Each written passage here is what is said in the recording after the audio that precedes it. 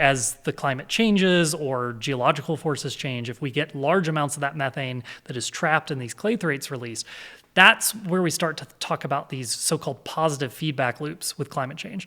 And there's a lot of debate among climate scientists about the importance of these positive feedback loops.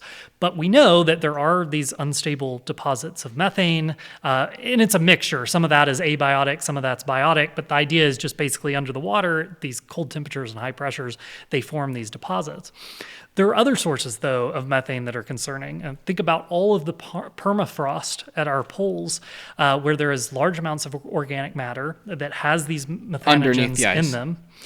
Or maybe not even under the ice, but in frozen, in frozen soil, that as the climate warms, as the climate changes, if that starts to thaw and those methanogens start to really work on it, again, that's a positive feedback loop. So you can imagine the methane going in the atmosphere, trapping more heat, the atmosphere heating up, causing more methane to be released from the permafrost.